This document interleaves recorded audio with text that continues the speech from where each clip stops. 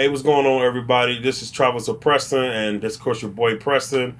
And today I'm somewhere somewhat local in the DMV area, and I'm actually at Sandy Springs Slave Museum and African Art Gallery.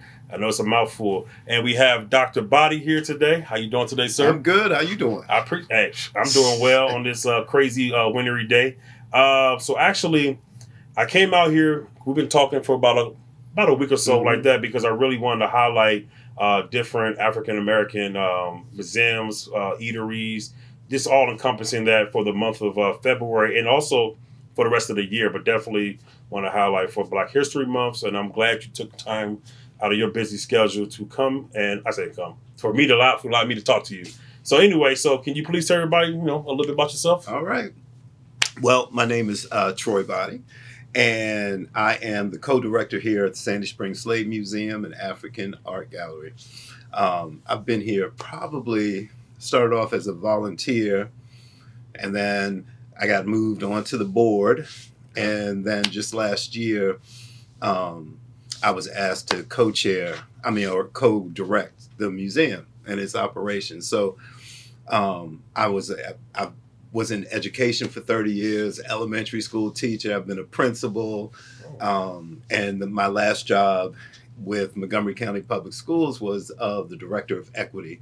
Okay. So, we focused on racial equity and helping build people's mindsets and, more importantly, their practices to serve Black kids and Latino kids well. So that's my journey. Oh man, that sounds super interesting. So I said you definitely have some background in this.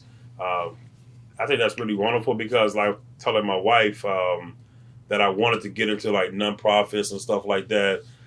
For me on that side, I literally wanted to start my own nonprofit. Still kind of in the process of things of that, getting the paperwork done. But essentially, I want to take the youths that don't travel too much. And it could be white, black, whatever, but definitely for people of color. Right. Because I know for myself personally, I've never left the country until I went to the military. Even before that, when I was a little kid, I was, like I said, born and raised in St. Louis. So I never really left Missouri unless I tiptoed across the line into Illinois, but I come right back. So I definitely think it's important that people just travel and journey. You can see other cultures, see how they live, meet new people, because sometimes you have this preconceived notion of like how a person is going to act or how they, just how they are. Right. And it's like when you get there, you be like, oh, you're really not like this or something like that. And I think that can just bridge the gap. I think travel bridges that gap. So yeah, that's interesting. Thank you for that. So Sandy Springs Slave Museum and African Art and Gallery. You can I guess, how big is this location as far as like that? Like, what do you have to offer anybody that wants to come here and visit? So it's roughly a half-acre lot. And on the grounds, we have our main, we call this the Great Hall, which is the main, where our main exhibits are. So we take you on a journey from Africa to modern days. Okay. And along the way, making those connections, because just like you talked about travel, so many Americans don't even leave the country. So we get stuck in our little communities, and that's all we know. And the same thing with understanding of history.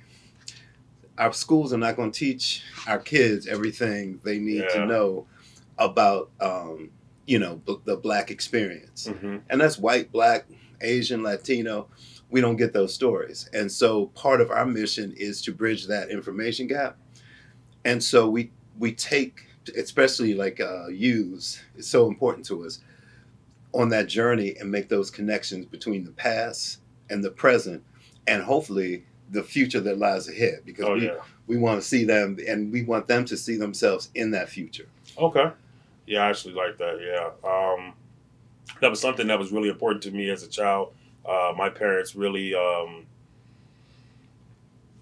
stressed the importance of learning your own culture and stuff like that. And it was one book that really sticks out to me as a child. I don't know if you ever heard of it, but it's called If People Could Fly. Yeah. Oh man, I love that book. Me and my wife, we actually went to I think it was Mark Twain's house or something like that, and they had it actually in the library or whatever they had in front of it, and it just blew me away. So actually, I got the original print from way back when, and I actually got I guess reprint of it or like that. So Wow. yeah, I definitely love it. So I see they got a lot of books and stuff like that. So what are some of the highlights up here? So one of the highlights, one of the things we just started working on is like the museum's been around, for over 30 years. It was founded in 1988 Okay. by Dr. Winston Anderson, who was a biologist Okay. and the head of zoology at Howard University. And he traveled, Okay. building on the theme. So he and his wife traveled all around the world. He was always interested in history. And so about 90% of what you see here came out of his personal collection. Really? Oh. Okay. So one of the things we just recently acquired was several chairs and books and Colin Powell's tuxedo, because Really? Colin Powell was one of our first donors to the museum. Wow. So Okay. that's one of our newest pieces. The other thing we have been working on this year is working on grants. Yes. Okay. So we got a grant from the state for about $157,000 for technology. So Okay. you'll see some of it as we go around. We have touch screens where we can have interactive exhibits. Okay. We're getting interactive tables, again, to extend the stories that we tell. Mm-hmm. And we always say we can't tell the whole story, but we tell our story. Okay. And because there are plenty of other museums, and we all tell bits and pieces of, that Black people have been around since the beginning of time. Yes. So no one place can tell everything about us. And so we've really been working on upgrading our technology. So that's been a big effort with us now. Okay. And then we have the Heritage Trail, which we did right before COVID. Okay. And it really extends. One of the things that this museum does is it tells the story of this free Black community, because this was the first free Black community in Montgomery County. Mm. And so it's Sandy Spring is one of the areas. There's another area called Holly Grove, which is where I live. Okay. And then another area just around the corner called Cincinnati. And it's kind of these, we call them kinship communities because we all kin. Okay. So my mother grew up in Cincinnati. My grandmother lived 2 houses down from here. Oh. And my dad, the recreation center that you passed, you might have noticed coming in, is named after my father, who was the principal of the school for colored students in Sandy Spring. Okay. And so I have all kinds of roots and connections, as do about half the board members. We're all cousins. when we dig in and do our ancestry, we're all connected. But we are here to tell the story of those Blacks who were freed by Quakers. Okay. Who then established this community. So it was like a real safe haven for Black folks, because where else you going to go? Because everybody else was still enslaved in the surrounding area. So Black folks in this community had about 60 years. They were freed about 60 years before the Emancipation Proclamation. Really? So that established them. They had land, homes, businesses, and those kind of things. So it was this thriving community of Black folks, free Black folks. Okay. Yeah, that's interesting. I did not know that. Definitely going to have to do a little bit of research on my own to make sure I put that in the description below the video and little pop-ups and stuff like that. So what would be the best time to come to do like the Heritage Trail? Oh, okay. Like how long is it, or what like that? Is it accessible for people to have disabilities or anything like that? Yes, it's accessible, and that's actually open all the time. So whether the museum itself is open or not, you can always visit that space. And eventually we will have a link to that exhibit on our webpage. So you'll be able to do it virtually. And there's a book that we're working on that extends the stories. We have one room called the Family Room. So it talks about the black families that kind of, were prominent in the community. And then the Heritage Trail is an extension of that storytelling. Okay. And on the Heritage Trail, so it's just a trail, right? Mm-hmm. So, like you said, we was talking off camera, but what are some of the things that are outside of the actual main building? So outside you'll see we have picnic areas and pavilions, so lots of people rent out the space for events, and typically we give them access to the museum. Okay. Earlier this year we had the Alphas. Oh, okay. They had their thank you cookout here.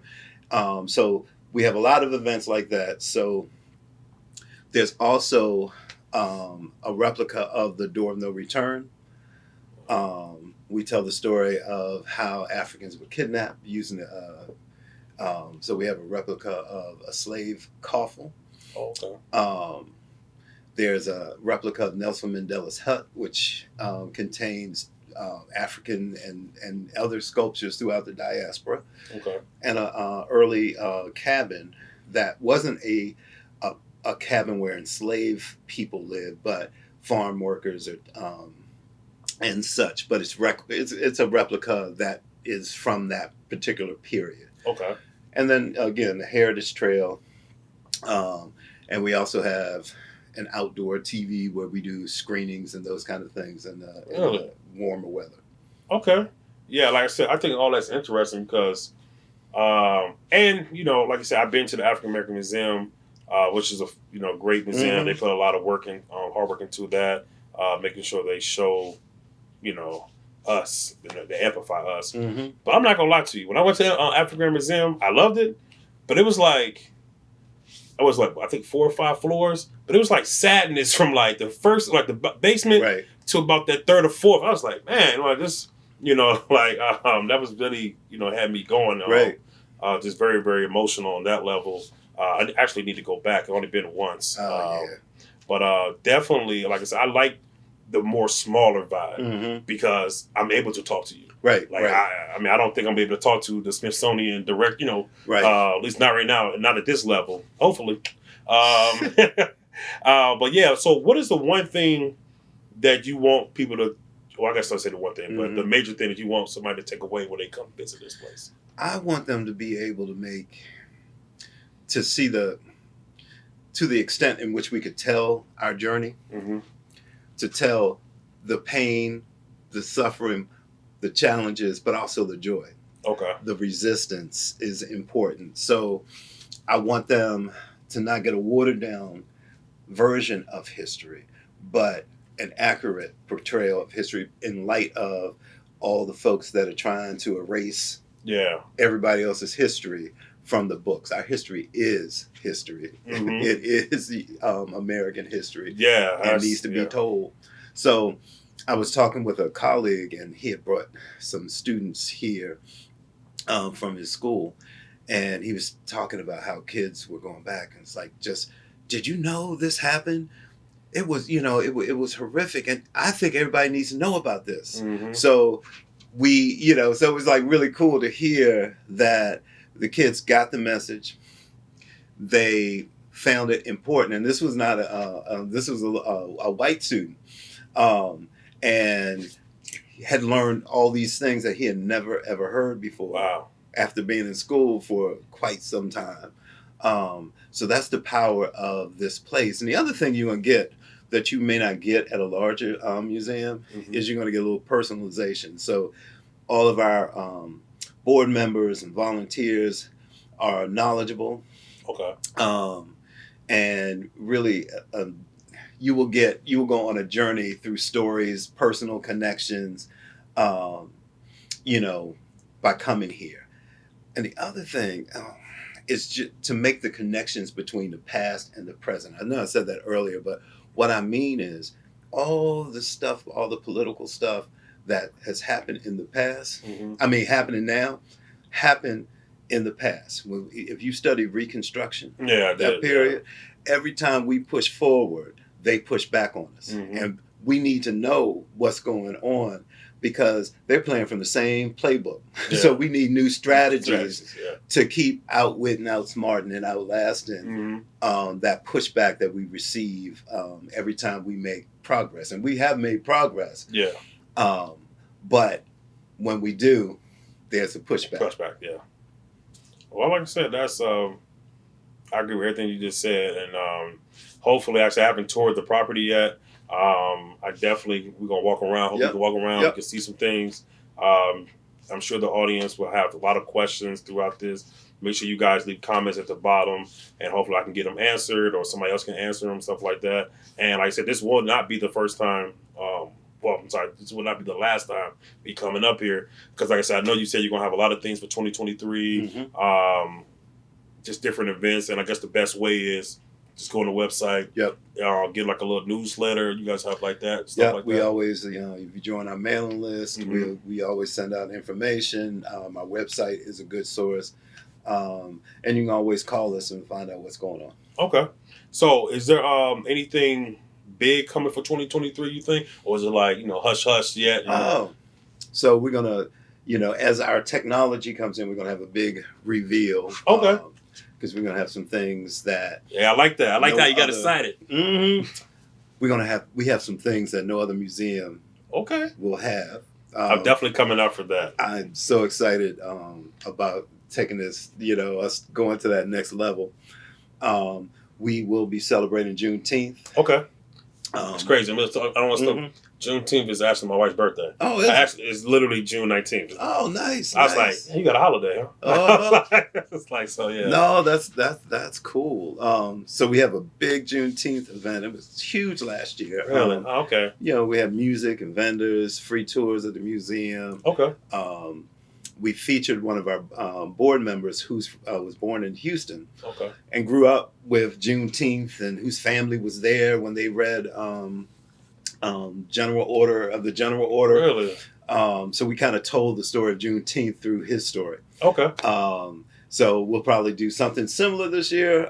We have Afro Latino Caribbean Day, that's usually in September. Okay.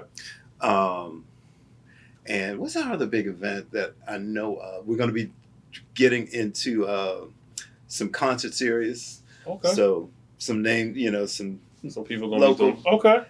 I always like support local. Sometimes, some people get so big, we forget about the smaller acts or, content creators like myself. I'm not, globally known or anything like that. But I really feel like this message needs to be amplified and put out. Right. I'm definitely coming to any event, like I said, that you guys have, especially the June 19th. I got to check my calendar, but I definitely want to be a part of that. Okay. Just film the whole vibe and stuff like that. I don't think I've ever been to a... So you're going to have like different foods and stuff like that? Different foods. Like African type food and stuff like that? Okay. Yeah, so we try to get, a little taste of the diaspora. There's entertainment all day. Again, we have, people doing, short talks we had doll makers last year. So black doll makers, they were phenomenal. And then they did a little presentation. Oh, these people all local? Mm-hmm. Well, in like Maryland, just the DMV area. Yeah, the DMV area. Oh, yeah. We're going to talk offline because I got to talk to all these people. Like I said, me Googling, because I found this museum, because like I said, I'd never heard of the museum, but I'm so glad I did. And my wife being local she's born and raised in D.C., a lot of these places she's never even heard of. Right. And I just like, wow, you never heard of this or that and like that. And it's like sometimes we just don't go into our own backyard because we see, so far down the road, like, okay, African American Museum, but there's much more. Right. And and I think, like I said, it's important. If you don't Google it, if nobody talks about it, you just won't know. You don't know. So that's why I said this is very, very important to me, to make sure I highlight everybody, make sure everybody gets the love and the respect, and we learn all together and stuff like that. Absolutely, and I respect that, and we're glad you're here today. Oh, yeah, I appreciate it. So let's walk around the building, see what we can see. All right. Point out to everybody, and we can learn, see what we learned today. All right.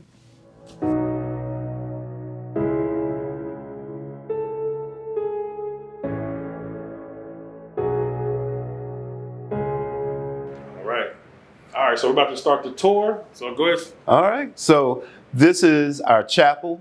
because for African Americans, this is where we got hope from. That we organized, and so here at the museum we wanted to pay homage to the Black church. And so typically when guests come, they assemble here, and we typically show them a short video about the museum. Okay. So we kind of start in this space, and then depending on the tour, we either will start outside and move in, because the outside building is kind of like if we want to go in sequential order. Okay. But then we move into the Hall of the Building of America. Okay. So come on in. All right.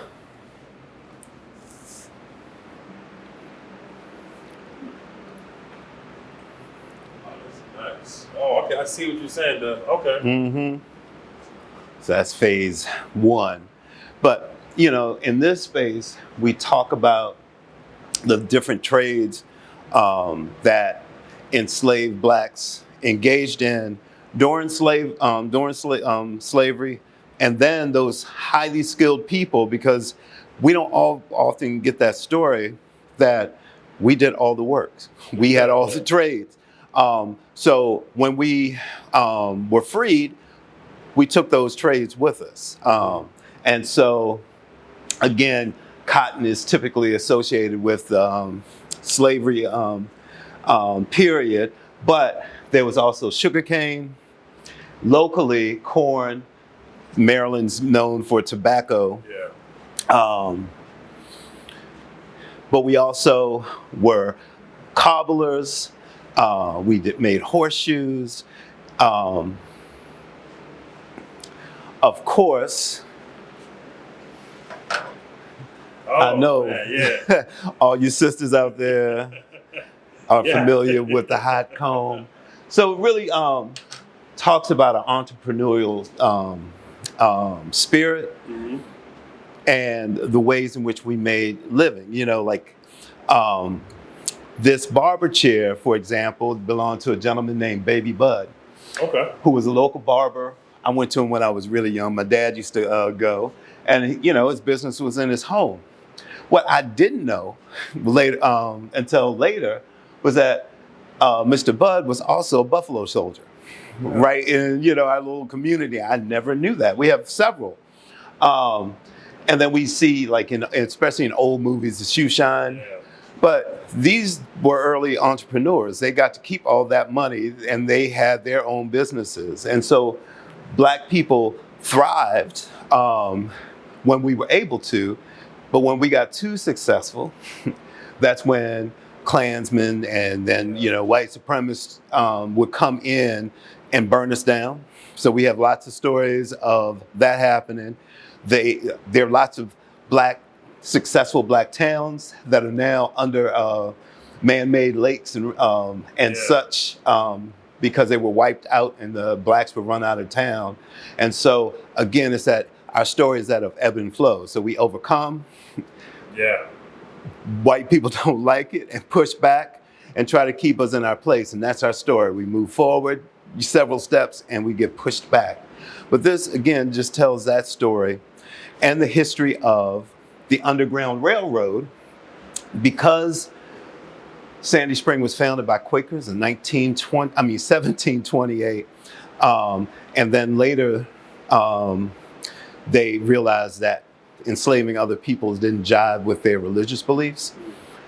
They're very much associated with helping Blacks who were seeking freedom. And that is part of our story in Sandy Spring. But also, the Methodist Church also aided in freedom seekers. But Blacks supported other Black people in that journey too. So that story always doesn't get told. In fact, we were our first emancipators. And so we give homage to the freedom seekers that came through Sandy Spring with just this display of one of the many kind of places that freedom seekers would hide, under floorboards, in false walls and attics, barns, etc., as they, try to get, because we're about 80 miles from the Pennsylvania line. So people came through here to get to freedom.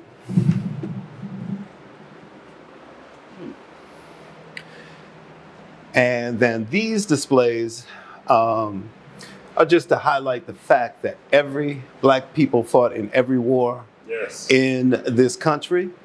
Again, while our patriotism sometimes gets questioned, without question, we help to build America, defend America, even when we weren't always given full rights and citizenships. And this here is a project that we worked on that really, again, highlights the voices of the people of Sandy Spring. And so Dr. Anderson started just recording people when he first came to the area. Okay. And so these are videotapes and recordings of different community members telling their stories of the Sandy Spring community and what it was like to be black in this area during different decades. It's interesting. Mm-hmm. Like everybody dressed sharp. Yep. And this is my grandmother, Dorothy. This is her sister, Aunt Isabel. Their other sister, Olivia. My cousin Caroline. Trying to think who else that I know. But those are, again, that's the beauty of this place. It's like I see my family. Yeah, that's beautiful. I like that. It's very interesting. Like I said, this room right here says a whole lot. Just generationally. Like say you got the O.D. Green, like I said, Vietnam, and then like you said, you got the room. Obviously, black people are very musically inclined. Mm-hmm. I love the jazz vibe over there. Like, this room says a whole lot to me. The different instruments they use to, I guess, back in the day, what they had to use. Right. Yeah, this is pretty interesting. Is that a saddle? Yep. So you got a saddle. Oh man, yes, this room has a lot to offer. Okay. So we have more to see. Come on.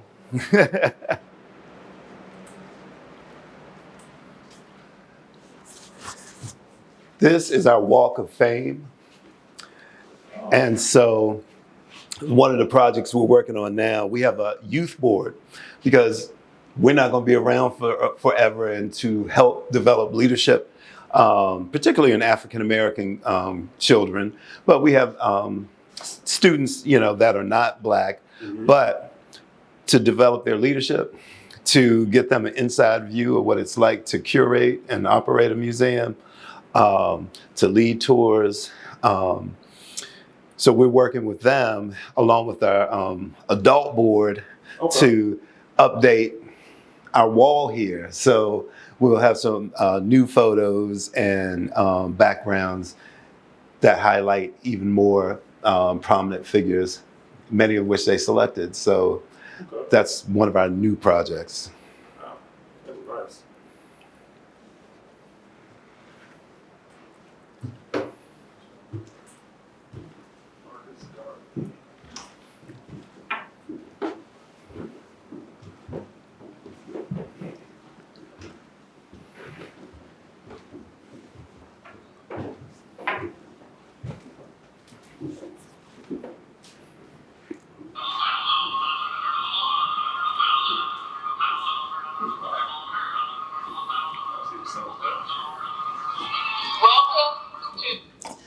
And so this is a mural done by a local artist named Tony Hodges, and it depicts the South Carolina slave market.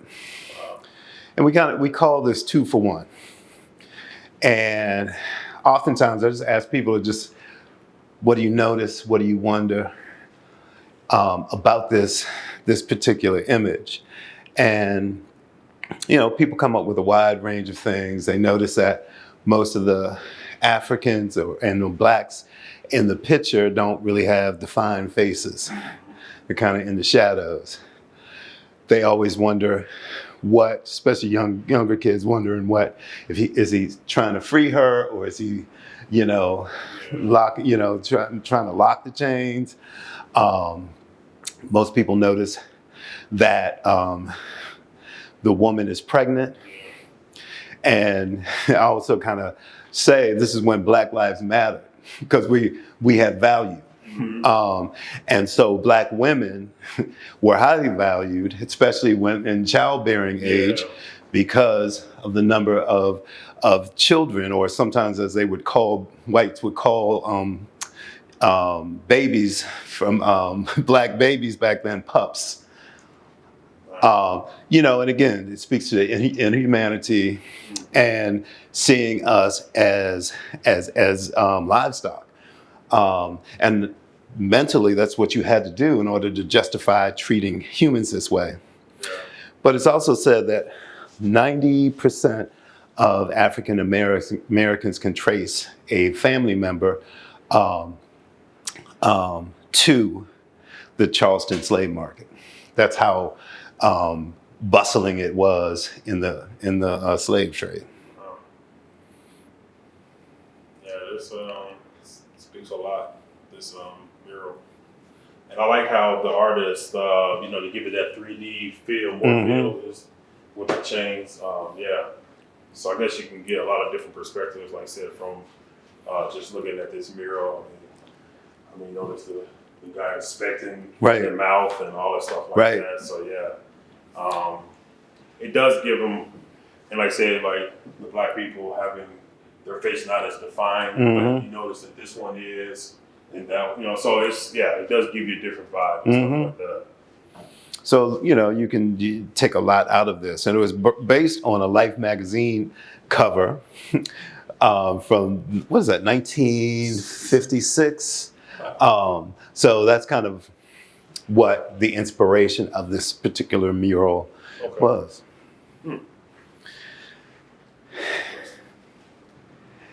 And we have Happy here. His name is Happy? Happy, that's what we call him. And he came from Jamaica, and they would put statues like this on the entranceways of plantations to show that their Blacks were happy, well cared for, and those kind of things. So it was sort of a status symbol of such. Yeah, interesting. Happy, huh? Oh, man. So here, again, using the use of interactive technology,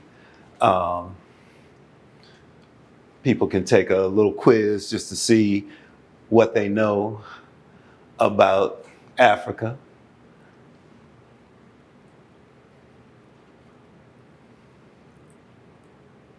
This always blows me away. It's like there are like 2,000 different languages spoken. And there are 3,000 different ethnic groups. And so, again, just Africa has the most genetic variety. We can produce any kind of person, any kind of skin tone, body type, hair type. And again, this is information that, again, is important to know, because oftentimes in America, our story begins with enslavement. Yes.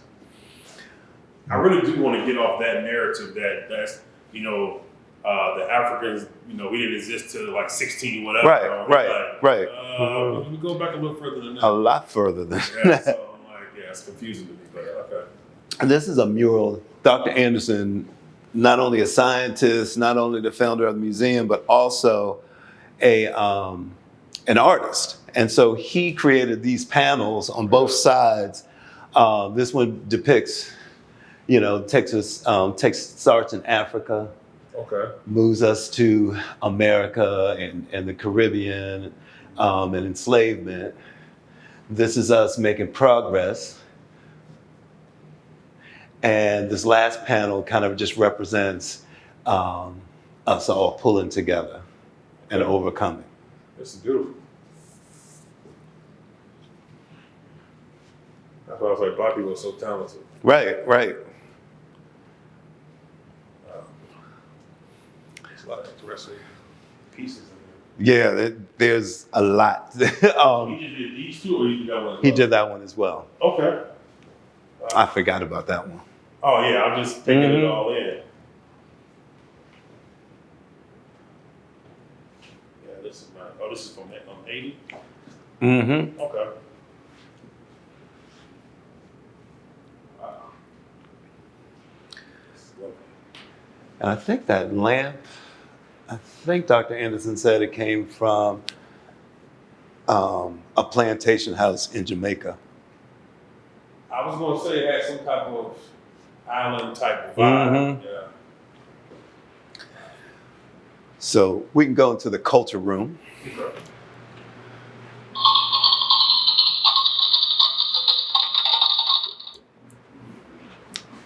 It's like oh.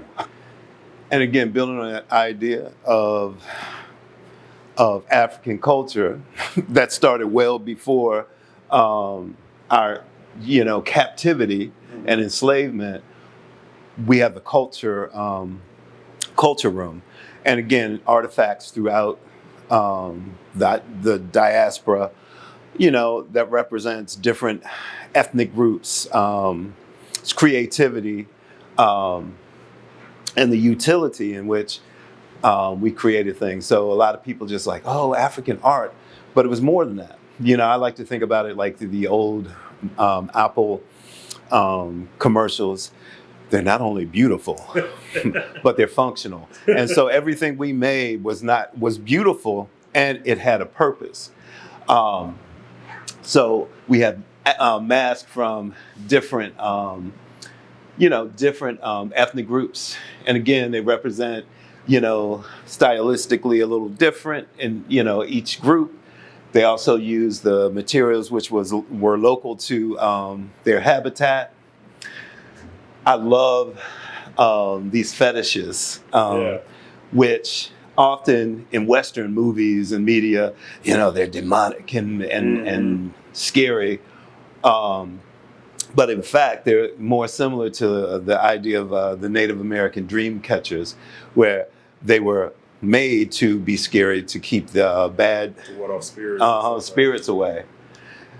And I think about like masks too, because when you put on a mask, you became that deity, that ancestor, that particular animal, and that the spirit would overcome you. And you would be a voice for that person. And I think about churches today. Yeah. Folks get in the spirit, we don't put the mask on. We might have big old church hats. But that's just like one of those things culturally that we passed on. And the context is different, but the meaning's still the same. Okay. Yeah, that's true. Yeah. So again, different clothing, various artistry, drums. This is one of my favorite masks. Wow. And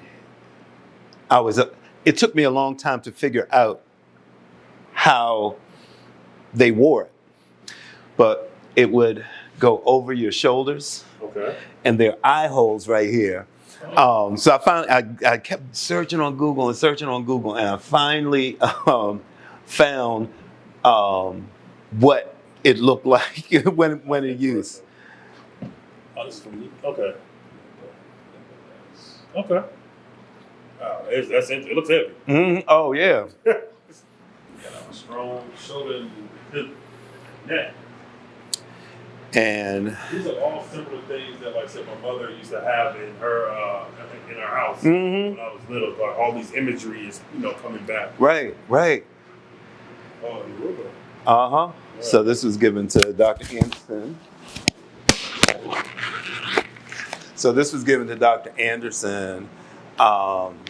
When he was in Nigeria. Okay. And these two, we have several in the museum, but they're birthing chairs. Really? Uh-huh. Interesting. So I mean, like, obviously, did you see the imagery of mm-hmm. the mother and the child together? Mm-hmm. And so, again, beauty, and utility. Mm-hmm. Wow.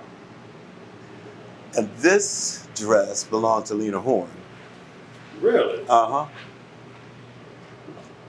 Oh man, that's beautiful. I like the pattern on the bottom. Mm-hmm. And it shows she was a little woman, you know? Yeah, I didn't think she was that short, Right. but yeah, that's interesting. That's very interesting. Yeah, I kind of like that, but it's scary sometimes when you're in here and it's dark. But it was used again to scare away strangers, Okay. and was part of initiation ceremonies like rites of passage and those kind of Okay. things. So yeah, This is a great collection. there. And Dr. Anderson brings things in all the time. So just when you think you know what most of the stuff is, he then brings in some more things for us. It's like, Doc, what is this? Yeah, I mean, I can tell he's probably super well traveled. Yeah, he definitely has been around the world. And so here in this space we call it the Civil Rights Room. Okay. This is a slaver's chest with, again, just tools of oppression. This is all I see is oppression. Mm-hmm. But, you know, like I said, our story is that of oppression, but also resistance. Like this is a leg shackle, and it rattled. So you can hear you. Yeah. So, like, you know, if you were prone to kind of try to seek your own freedom, emancipate yourself, or, you know, you had done something they just wanted to keep track of you, they would put this on your ankle. But, you know, our ancestors were smart, so they put mud in here. And what it did was it would muffle the sound. Wow. So, you know, you could go about your business and, you know, in your own small way, thwart the oppression and the inhumanity. This is another one.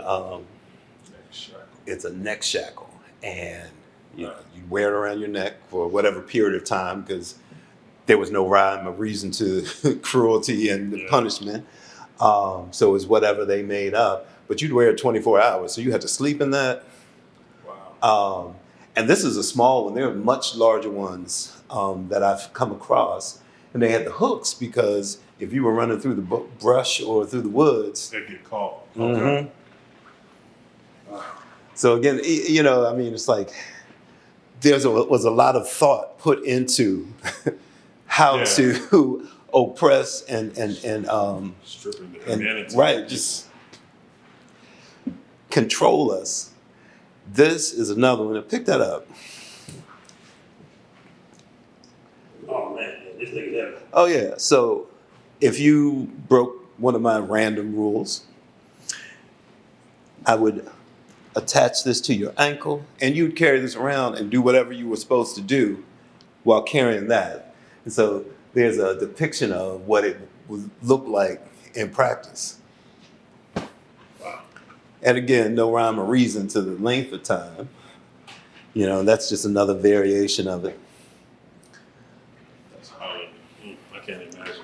Oh. And that's the thing, like, you know, when you learning this history, you're going back in this history, and you just see, like, your ancestors being treated this way, and you just like, wow. And then you still fast forward to 2022, Right. 2023, you're like, It's still happening. yeah. It's so still happening. Just in different variations. Right. Because you can't be so Right. forthcoming, you know. But to me, honestly, I'd rather for somebody to just be outright, just tell me Right. how you feel about me. Right. And like, I like to know my races. You don't have to hide. Yeah, I don't need you to hide. Take off the mask. Yeah. And speaking of which, we also have several clans robes. And this, you know, you hear all this talk about indoctrinating our kids by teaching them CRT and all those things. Well, that is like the pot calling the kettle black, because this is a toy that clans people would give their children.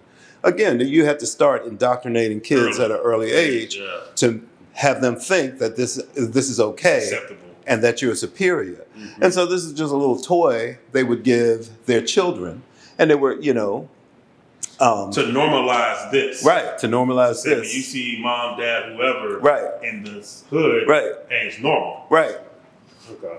right. That's normal. Yeah. That's normal. That's normal. Yeah. So I'm like, get out of here with that indoctrination Yeah. mess, because you all have perfected it and continue to. Oh yeah. So these are Klan's robes. I think we got them from somewhere in Ellicott City. Okay. So, again, now we have the Klan and then many other hate groups and organizations. You got actual documents? Yep. So we have Maryland slave inventories and documents, manumission papers. And part of what we're doing is digitizing all of our documents so that eventually people can do searches online. Okay.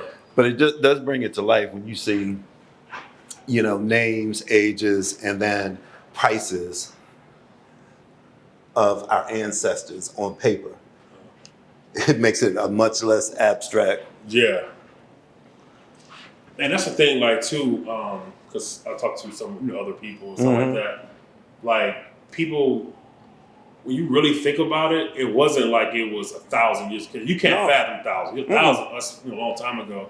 But when you say, oh, that was 50 years ago, or that was 70 years ago, or that was 100, people, obviously there's nobody that's still alive that was actually in slavery. Right. But you think of like segregation, Right. Jim Crow. I mean, these people are starting to phase out. Right. People that live to be 100, Right. 105, Right. It's there. Like, that's Right. the proof. Right. And like sharecropping, it's like, wow, Right. like it wasn't that long ago. It wasn't. So It was not. This is a tombstone.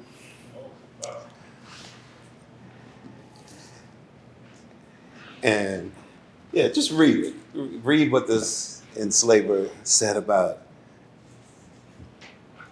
wow. To the memory of Eve, an honest, faithful, and obedient slave by her affectionate and grateful master, Henry Shirley, 1800. So this we got from Jamaica, and again, faithful, obedient, and then we can go to this wall. And when we stopped working for free, we became shiftless, lazy, porch monkeys and coons and all those derogatory terms and images that are associated with us, and like. This imagery is horrible. Mm-hmm. And then, like I said, once again, you start looking at certain things and you start, Warner Brothers and stuff like that. You start looking at those older 1930s, 40s cartoons where they had to take off air because it was completely unacceptable. Right. But those cartoons were made. It's documented that, these people were horrible people as well. Right. So, Because it wasn't normalized. Yeah, and that's why I encourage people to just do your own research and see, what's going on out there, because, when you start looking at, like, say, like a Woodrow Wilson, you actually, what's the movie that he played? Birth of a Nation. Yeah, Birth of a Nation. Not the one that just came out a couple years ago, but the old one, the original. Right. And he playing this at the White House. So it's like, you hear about these people that's supposed to be great, and you're like, great to who? Right. Like, you have to really say, you really got to define that. Right. Because, I went to, Mount Vernon. Mm-hmm. Oh, George Washington is this great human being, but I'm like, to who? Right. So, yeah. Because one of his terms. There's this book, and I can't, In the Shadow of Greatness, and it talks about some of our presidents, George Washington being one in the story, and their enslaved people. And George Washington had this one enslaved woman, so the capital was once in Philadelphia. Mm-hmm. So he was there, doing his president thing, and he brought this one enslaved woman with him, but she cut free because you could be free and black in Pennsylvania. And he hunted her down for years. He sent posses after her. He never did get her. But that's how great a person he was, because he was determined he was going to get her back. Oh, yeah. And do who knows what with. But that's our first president. Father. They have a whole, I don't know last time you've been to Philadelphia, but that little story that you just said is right in front of the Liberty Bell. They have a whole story about, I think it was like 7 or 17 different black, because like you said, in Philadelphia, you couldn't have the slaves, so they used to bring them in to secret passages and all this elaborateness when you know it's wrong then. Right. I mean, you know, so, it just, to me, there's no excuse. Right. And then, like, the idea of black people in watermelon, that's also just another interesting thing, because, we were entrepreneurs. So we grew watermelon and other fruits and vegetables and had our stands. Yeah. But when white people saw us being industrious and being entrepreneurs and being successful, they would come and run us off. And that's where this image of, all they do is sit around and eat watermelon all day. No, we were selling watermelon. But that becomes the narrative, and those things still live on today. Yeah, I mean, like I said, they're trying to clean us. Because I've been around a lot of places in the world, and I feel like, I ain't been everywhere, but just from my point of view, like, let's just say, when I lived in Germany, I didn't walk around and be like, oh, that's a Hitler statue. Right. This is Nazi this. Right. They clean it and get it out. But they got in America, they be like, no, we need to have mementos of the past, of the good times or whatever. Right. And like, why am I driving on people that lost the war? Like, they literally are terrorists, domestic terrorists, because they seceded from America. Right. But they're not looked at as, domestic terrorists. Right. That's what kills me. Right. On how we have, like, when I found out when I first moved to Virginia back in 2016, I think I was trying to go to the DMV, and they was like, "Oh no, this is Robert L. Lee Day, whatever." Right. I was like, "Why he got a day?" Right. I was like, Right. And it completely baffles me every single time, every year. So only in America. Yeah, now they're starting to take down some statues or reword or rename certain things. And, Right. And I go back and forth. It's like, that's fine, well and good, but I need y'all to change your practices. Yes. I need you to change the policy. So I'm glad I don't have to walk by this racist person being, up on a pedestal. But I also need y'all now to do the hard work, because that's the surface level. That's surface level. Right. Yeah. That's what we need. Yeah, it's definitely. I've seen some of these images. Half hot cool from Texas. It's crazy. That's And the crazy thing is, like, one of the things I want to do is, like, the modern day images. Like, several years ago, Procter and Gamble had this campaign about, was it Procter and Gamble? I think it was Procter and Gamble. Procter and Gamble, if I was wrong, sorry. But they did a pool safety campaign. And what they did was, all the kids of color in this pool, it was like a scene where all the kids were in the pool. All the black kids were breaking the rules. Wow. All the white kids were, doing the right thing. It's like, if people saw it and lost their mind. I'm like, really? Y'all didn't notice that? Every once in a while, people slip up and let some imagery or, something come out, and then they know they're wrong. They just be like, oh, my bad, I'm sorry. Right. It's like, but you see how many eyes were on that? Yeah. And then printed it, goes out nationwide, and nobody caught that? I remember, I think this year, Walmart had that line of ice cream or something.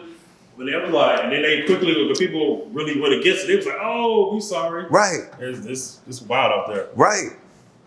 Wow. These are slave identity tags. So, of course you had to, they're still asking for people's paper, but then we carried around, tags to, state who who you belong to, your name, those kind of things. And then this is Manila or slave money. So they came in different sizes. We have some other examples in another room. But, so the ones this side I made exchange for one kidnapped African or one black person. And they were larger ones, that might get me 5 black people. So they created a whole currency in which they, used to buy and sell us.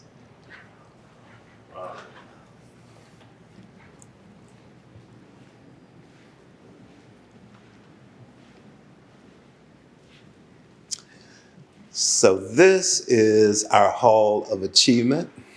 Okay. And again, just an opportunity just to elevate lots of, just black folks who, changed the world in big and small ways. And the theme of this room is from the slave ship to the spaceship to the White House. And I want to do one that says beyond. Yeah. Okay. That's interesting. And these desks actually came from the original Rosenwald school that we had. So Rosenwald and Booker T, and Rosenwald was one of the owners of Sears.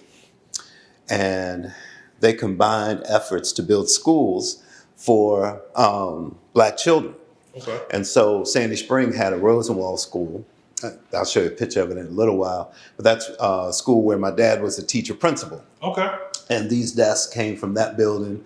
Most of my family, my mom's side of the family, went to that, either went to that school or the one across the street.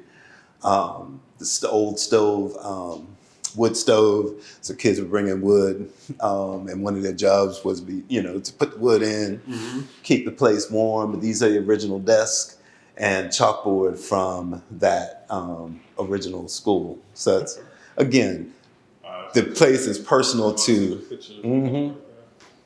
So again, bringing that personal space or a touch into the museum. Especially the inventors, people just always are amazed by the inventions that we came up with. So, you got the traffic light, microscope. Kids love this. It's like touchscreen. Yeah. Black woman invented that. Every time you look at a color monitor, a brother invented that. We have Lonnie Johnson, and again, one of our board members, Ray, went to college with him. So he's well known for the Super Soaker, but he did all this other stuff. The sister invented a system to regulate the body temperature and to kind of monitor astronauts so that when they're doing spacewalks, it actually, what her invention extended the time in which they could be in space safely. So we did all these things, because again, going back to, we did all the work. Yep. And so we were able to innovate and make things easier. We invented the lawnmower, the ironing board, the traffic light, the refrigerated truck were all things that black people innovated. And now that you mentioned that, I heard about a lot of these things, but a lot of times we didn't get credit because we didn't do the paperwork for us, like patented and stuff like that. And we couldn't for a long time. And we lost out on a lot of families. You think about how much money or generational wealth we could have created, for that individual that creates all these things. But if you don't have a patent, And so that makes it real because theoretically, according to the way things, the American dream and the way things are supposed to work in this country, we certainly pulled ourselves. Bootstraps. No, we made the bootstraps. Yeah. Made the straps, pulled ourselves up in them, but so we should be some of the wealthiest people in this country. Yeah. And so when you think about it that way, you see the impact of systematic racism and white supremacy. So some of the plans we have for this space is to have an interactive floor so guests can interact. We'll have different questions, and they'll be able to step on them and see if your answer was correct or not. That's pretty cool. Mm-hmm. I like that. One of the things, this is, again, we got to get these folks on the wall downstairs, but again, just some of our leaders. This is a good friend of mine, Dr. Cheryl Dyson, who's now the superintendent of Frederick Public Schools. Okay. So that's the thing. Hold on. See, let's go back one. So this is the thing that kills me. It's 2020, through, and it's like it's the first African. It's like we still getting first. Mm-hmm. Yeah. And that's amazing. It blows me away. Again, Talbot County's superintendent and the superintendent here in Montgomery County, Dr. Monifa McKnight, again, just recognizing not only the past, but, the current history makers. Wow. And I could just go on and on, but I'm going to give y'all the skinny tour because I'm going to give you all our secrets away. Yeah, I got you. I want people to come and visit. Mm-hmm. But this is, let me turn this speaker off. So this is what we call the local achievement or the family room. Okay. So here we highlight different families, places in the community. And so this is another building that actually we're associated with and we're partners with. But it's the Oddfellows Hall. Okay. And the Oddfellows is one of the oldest non-Greek fraternities in the country. Wow. And we had a local branch here, and we still do because I'm a member. Okay. But what they did for the community is they provided insurance. Because, again, back then, white folks weren't trying to insure us. Yeah. After we stopped working for free. But it was because of slavery that the insurance industry was founded. Because they had to insure these black bodies made it across the Atlantic. Yeah, I was reading an article about that. A slave ship that was coming across, and they, I guess they burned it down, whatever. Like they tried to take it to court to get paid for it, and it ended up. I think it ended up not winning. I don't think. Yeah, so that's crazy. Mm-hmm. Yeah. So so the Oddfellows had, they had a band. Some of the instruments you saw downstairs are actually from members of the Oddfellows, and they would have dances. It was like a social organization too, but they would raise funds, and people would pay them to purchase insurance, so that if something happened, again, we had to take care of ourselves. Yeah. So I always call it like, we had a community of our own, different organizations, lots of golfers. I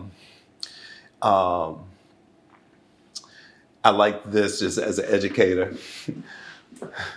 There's you got a Bachelor of Science certificate, because we didn't get degrees then. Yeah. In elementary education, teaching in public colored elementary schools. So whole separate entity. Wow. Yes. 1953. Mm-hmm. Again, not that long ago. Yeah, not that long ago. And again, just across the way, that was the new Sandy Spring Elementary School before it became a community center. Okay. And my dad was a principal there. And it was one of the last three, because the public school, they didn't build schools for black folks. Mm-hmm. So, we had our Rosenwald School, which is what it looked like then. Now it's a house. You would never even recognize it. Okay. But our community kind of raised a little bit of hell and was like, demanded that we get a modern school. Okay. And so to appease us and to quiet us down, they built the new Sandy Spring Elementary School. And it was one of the last three that they built for colored students in Montgomery County. Wow. That's the Heritage Trail. So that is, I like that. so that kind of extends the story. But lots of, Sandlot, baseball, the Negro League. We had lots of players, lots of people from the community that went through. Oh, okay. And again, that was just like a huge thing because my mom and her generation, they all knew each other. Wow. It was just fun. I'm like, I don't know, it's like I barely remember people from high school, Me too. and I certainly only keep in touch other than, real in touch. Like, we still see each other with a handful of people, but they all knew each other because they lived in a segregated world. So everybody went to the same schools, same everything. Yeah. Because they were in other counties, they didn't even have schools for black kids. So they had to come here to go to Montgomery County to go to school. But, a lot of people had to leave and go to either New York or D.C. to continue their education. Okay. Sandy Spring was very well known for its blacksmiths, and that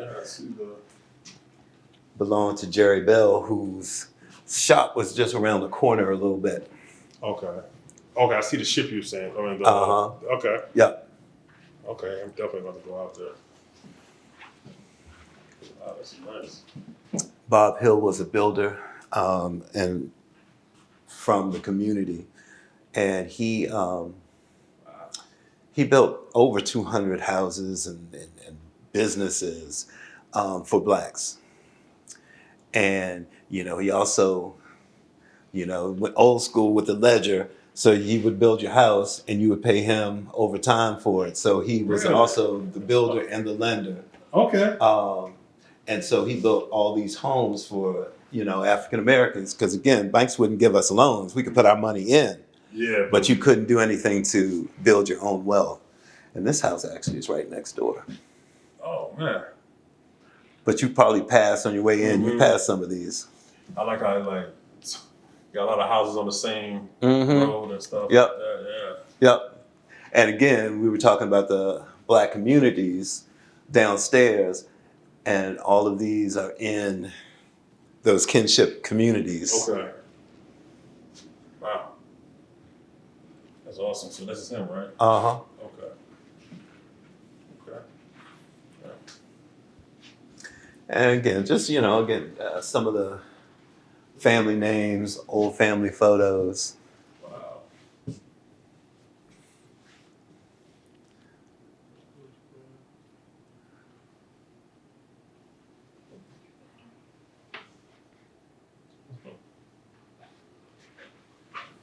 This is interesting. Mm-hmm.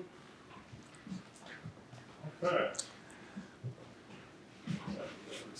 Okay. So this is our little museum that is actually, as you see, is packed full of. Yeah, it got some punch power. This is nice.